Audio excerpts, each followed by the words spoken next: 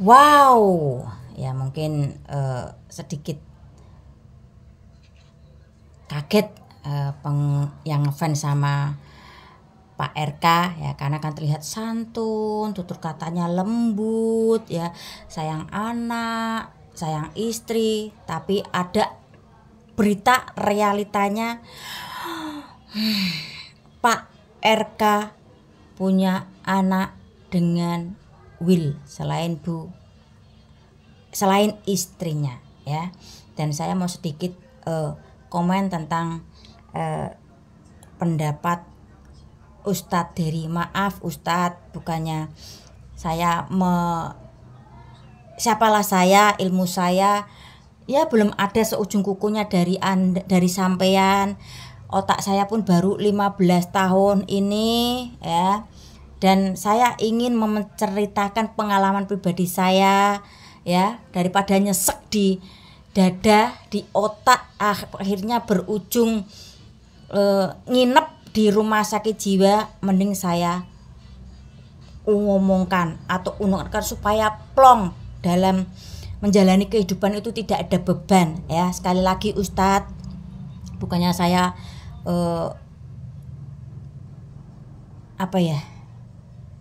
ya ini pengalaman pribadi ya. Saya putarkan dulu video, nanti saya sambung lagi apa yang saya rasakan, apa yang ya mungkin saya sedikit kurang setuju dengan si Ustadz ya. Untuk masalah kalian mau judge aku apapun itu terserah.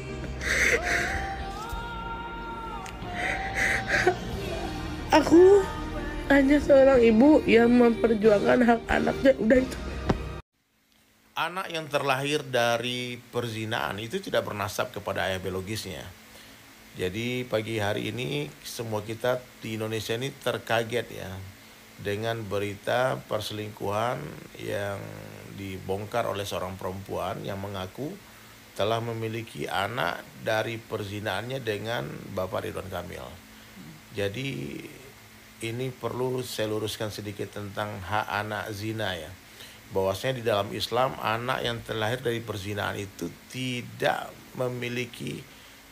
bersambung nasabnya kepada ayah biologisnya, tidak bernasab kepada ayah biologisnya.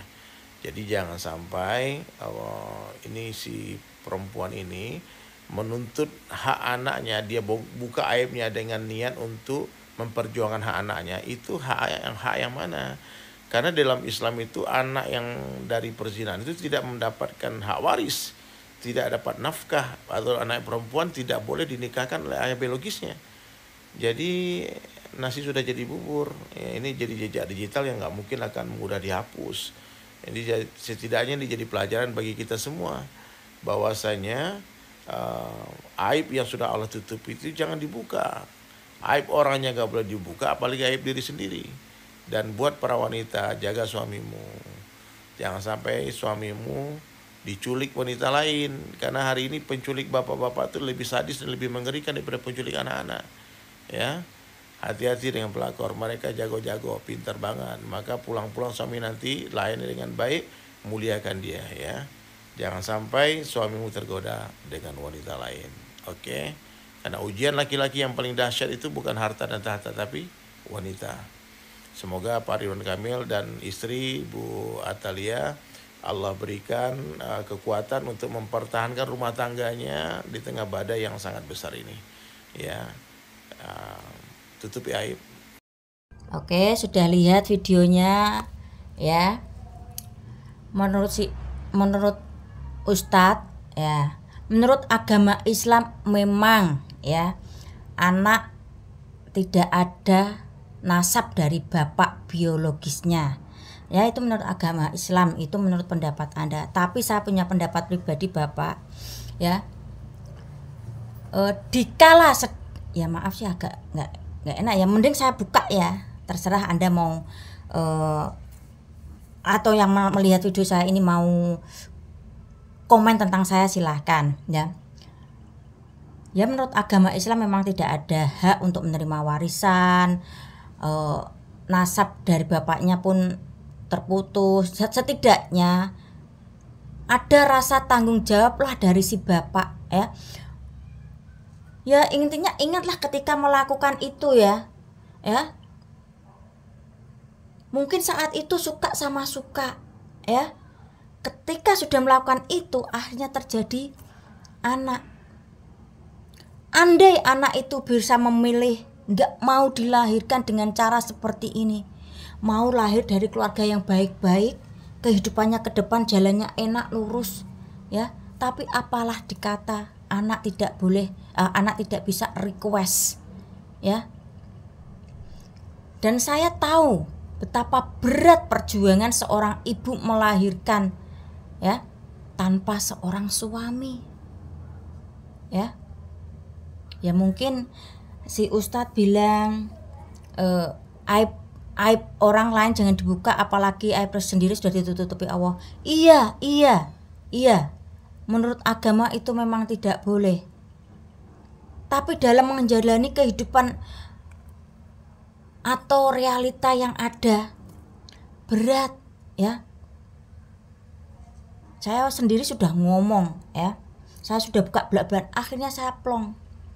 Ya. Ketika anak saya yang kedua, saya korban dari laki-laki yang membohongi saya. Ya, saya perjuangkan sendiri. Saya waktu itu menerima kenyataan. Ya, saya paham dia juga suka sama saya juga suka sama dia. Ini loh anak saya ada di sebelah saya. Tapi faktanya sebelum sama saya, dia pun menghamili wanita lain. Jadi anak saya dan pasangan laki-laki ini selisih cuma 3 bulan sama anak saya ya. Hanya dalih si laki-laki ini bilang inginnya anak laki-laki, tidak mau anak perempuan. Ya sudah, saya mundur. Saya tanggung resikonya dan konsekuensinya. Karena kebetulan pasangan yang sebelum saya itu laki-laki, saya perempuan. Saya mundur.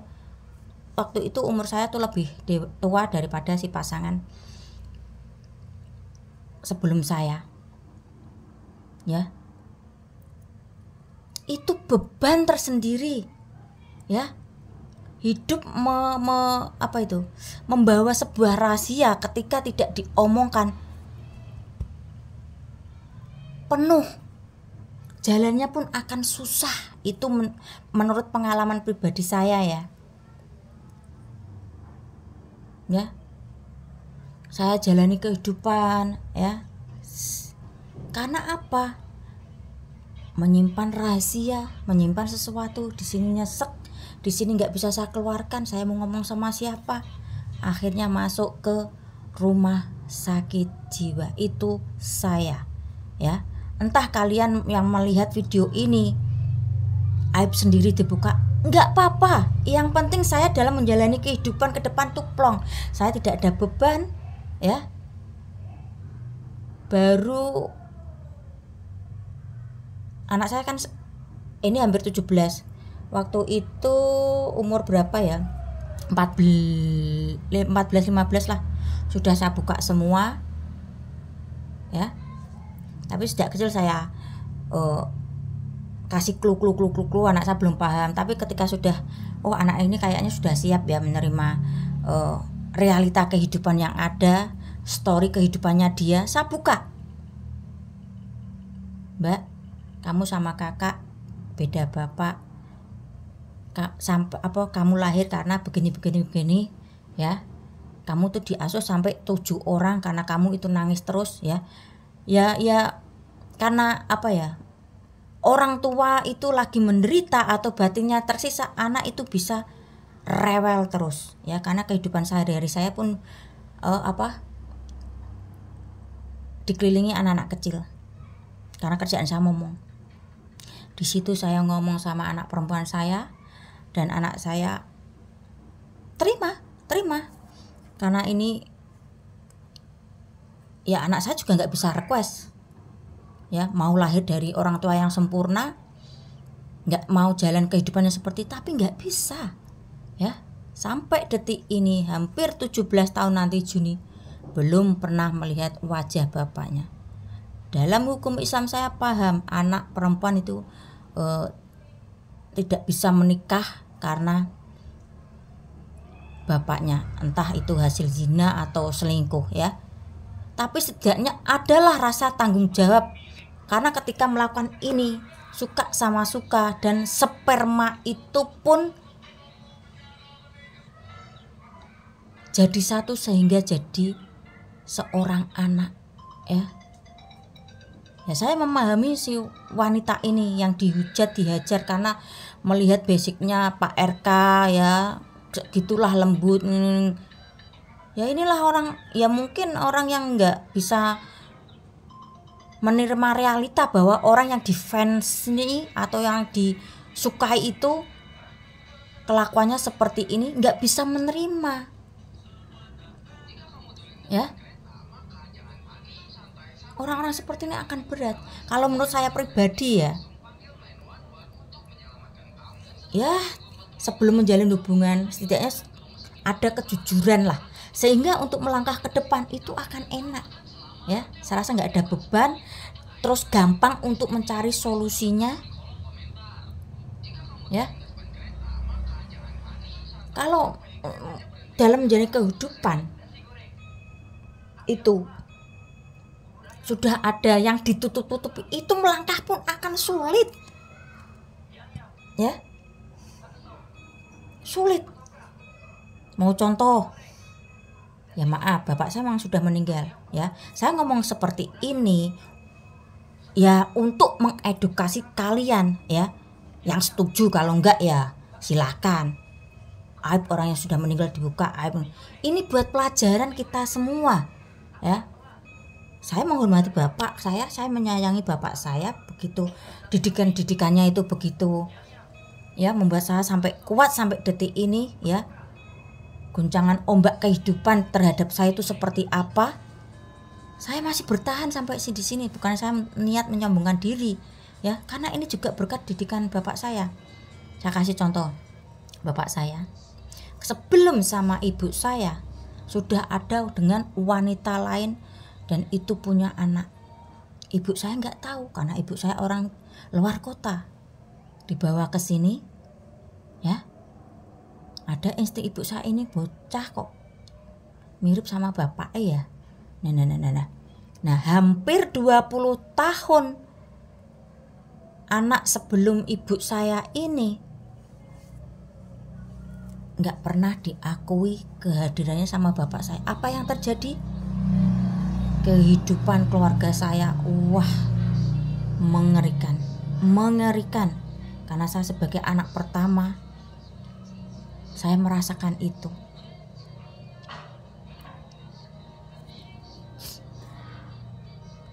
Tapi ketika bapak saya sudah mulai mendekati anak sebelum ibu saya ini, alhamdulillah gak naik. Dan apa yang terjadi ketika bapak saya ada di posisi atas lagi mapan, wanita yang ketiga ya, saya menyaksikan dengan mata saya sendiri.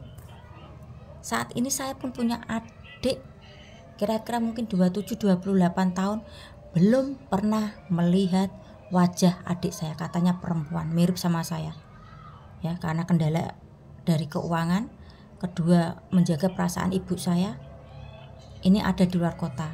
Saya dulu pernah melihat ibu muda saya, tapi belum pernah lihat adik tiri saya. Tapi hubungan saya dengan kakak saya alhamdulillah baik ya. Alhamdulillah rezeki saya, karena saya mengambil peran ketika bapak saya sudah meninggal. Saya berusaha mendekati kakak saya karena kebetulan ada di sekitar, ya saya jujur aja, depan rumah saya. Apa enggak sakit itu kakak saya dan ibunya melihat keluarga saya mungkin seolah-olah bahagia gini-gini, tapi di sisi lain ada anak yang tidak diakui kehadirannya karena kesalahan orang tua.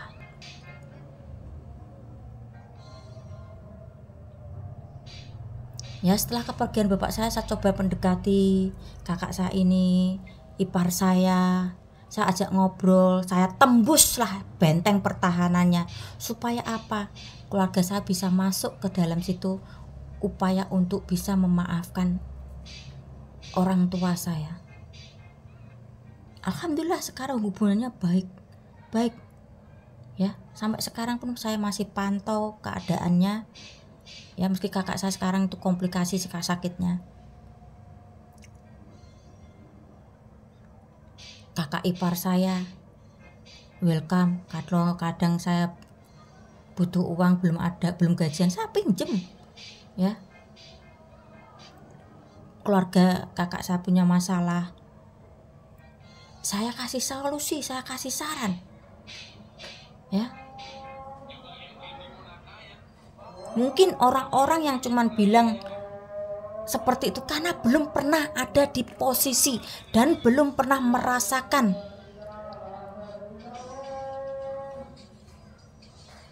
betapa perjuangan seorang ibu untuk anaknya. Hanya ingin mendapat pengakuan dari si bapak kepada anaknya, itu saja ya.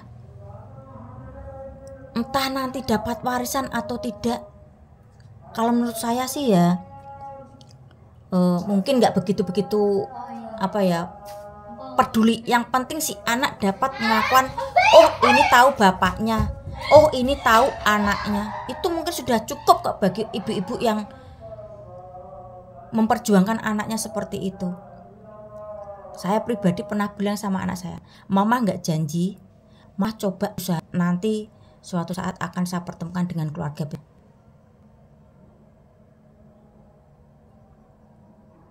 Bapak dari anak perempuan saya ini nggak kaya amat. Yang penting cukup tahu mungkin plong hati anak saya. Karena saya kehilangan kontak dulu sih pernah sering ke sana, cuman agak-agak lupa. Ya maklum lah. Otak saya baru 15 tahun, baru masa pemulihan. Ya. Saya sudah bilang seperti itu sama anak saya. Mama nggak janji, tapi mama usahakan untuk bisa ketemu keluarga besar kalian ya. Sekali lagi Ustadz, bukannya saya memintari mungkin ini pendapat pribadi saya, karena saya pribadi sudah ada pada posisi si wanita ini ya. Tolong sekali lagi ya, kalau bisa jangan melihat cuma dari casingnya saja ya, dan persiapkan diri kalian untuk bisa menerima realita yang ada ya.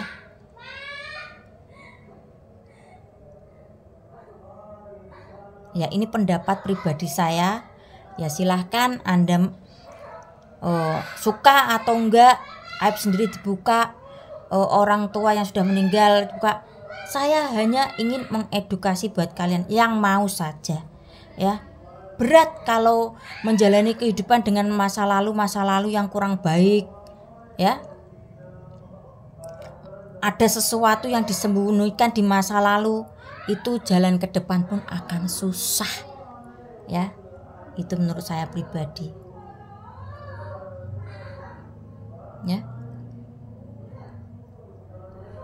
Ya inilah sedikit realita kehidupan saya. Sebetulnya ada sih yang lebih ruwet ya, ini sedikit saya kasih paham seperti itu ya. Mudah-mudahan kedepannya banyak orang yang sudah sadar dirilah ya. Ya memang menurut agama Islam itu kurang bagus ya, emang nggak ada hukum nasab dari si bapak. Nih ya, saya ada story lagi. Itu dalam hukum Islam itu kalau pembagian warisan kan laki-laki berapa itu? 1,5 kalau nggak salah ya. Kalau perempuan 1, itu pun nggak akan jalan, pasti akan terjadi keributan ya. Lawong yang pembagian rata misalnya laki-laki sama perempuan sama saja 1-1 gitu ya. Itu tuh nggak bisa adil ya, apalagi dalam hukum agama pembagian warisan laki-laki 1,5, perempuan 1. Wah, berat, pasti akan terjadi perselisihan lebih besar. Lalu pembagian warisan 1-1-1 aja ya, sama rata gitu, itu ya masih ada permasalahan percekcokan, apalagi ada. Ini pengalaman pribadi saya ya.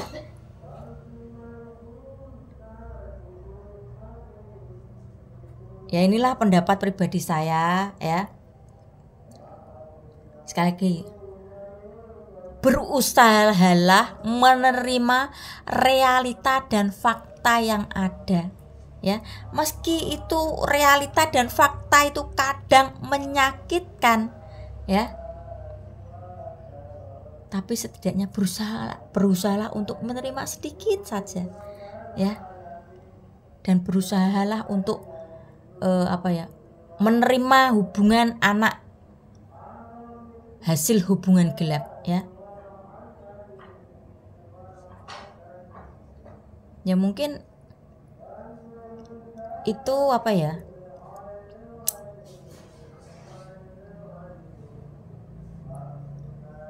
cara mudah untuk menjalani kehidupan ke depan itu menurut saya.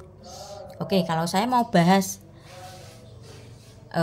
keluarga Pak RK ya. Anaknya yang pertama itu kan meninggal di tenggelam aliran sungai di luar negeri ya. Saya sedikit agak ragu itu tuh beneran apa drama gitu. Malah saya itu masa-masa politik di mana banyak politisi-politisi yang sudah punya nama memainkan drama supaya namanya tetap bisa di panggung elit politik ya. Kalau memang benar si anak pertama itu meninggal, ya mungkin ini karma bagi Pak RK, karena di sisi lain ada anak yang tidak diakui kehadirannya ya. Kenapa saya selalu teriak-teriak, kenapa sih harus anak yang harus jadi korban, kenapa sih harus anak yang selalu jadi korban itu ya. Ini pendapat pribadi saya ya.